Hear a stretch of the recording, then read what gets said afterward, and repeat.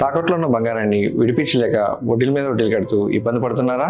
అయితే ఇప్పుడే సంప్రదించండి శివ గోల్డ్ కంపెనీ. మీ నమ్మకానికి మా హామీ శివ గోల్డ్ కంపెనీ. ప్రధాని మోదీ వీడియోలు తొలగించిన వ్యవహారం సహా ఇతర అంశాలపై కేంద్రం ఇచ్చిన అల్టిమేటంతో సోషల్ మీడియా దిగ్గజం మెటా దిగివచ్చింది. చిన్నారులపై లైంగిక వేధింపుల కంటెంట్, డీప్ ఫేక్ తో సహా తమ ప్లాట్ఫామ్లో దొర్లిన తప్పులకు మెటా సీఈఓ మార్క్ జుకర్బర్గ్ క్షమాపణలు చెప్పారు.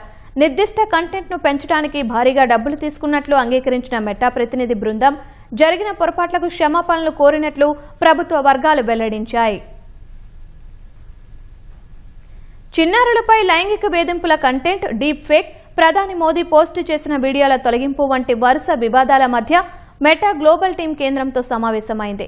Global affairs officer Joel Kaplan నేతృత్వంలోని ప్రతినిధుల బృందం ఇవాళ ఐటీ శాఖ మంత్రి అశ్విని వైష్ణవ్తో పాటు ఐటీ శాఖ కార్యదర్శి ఎస్ కృష్ణన్తో వేర్వేరుగా సమావేశమైంది. ఈ భేటీలో తమ ప్లాట్ఫామ్లో దొర్లిన తప్పులపై యాజమాన్యం తరపున వారు విచారణ వ్యక్తం చేశారు. ఒక నిర్దిష్ట కంటెంట్ ను పెంచడానికి భారీగా డబ్బు తీసుకున్నట్లు అంగీకరించిన మెటా బృందం జరిగిన పొరపాట్లకు క్షమాపణలు కోరినట్లు ప్రభుత్వ వర్గాలు వెల్లడించాయి.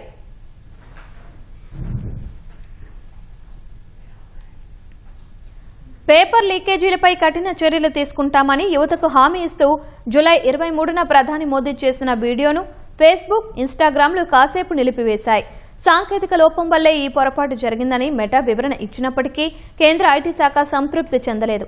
ఏ కంటెంట్ ఎవరికి చేరాలో ప్లాట్ఫామ్ అల్గారిథం నిర్ణయిస్తుందన్న ఇకపై ఐటీ చట్టం కింద మెటాకు సేఫ్ హార్బర్ రక్షణ వర్తించదని ఈ భేటీలో ప్రభుత్వ వర్గాలు స్పష్టం చేశాయి.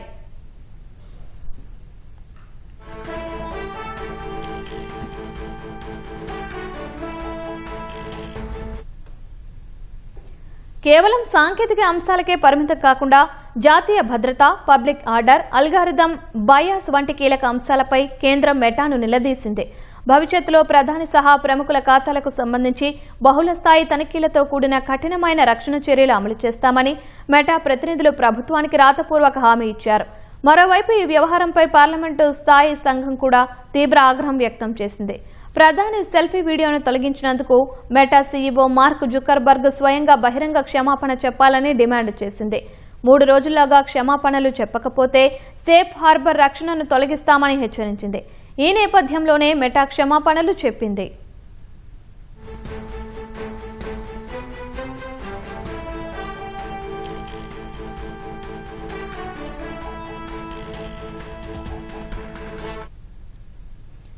మెటాకు చెందిన గ్లోబల్ అఫైర్స్ బృందాన్ని ఢిల్లీకి రప్పించడం ద్వారా అంతర్జాతీయ టెక్ దిగ్గజాలకు ప్లాట్ఫామ్ జవాబుదారీతనంపై కేంద్ర ప్రభుత్వం స్పష్టమైన సందేశం పంపింది.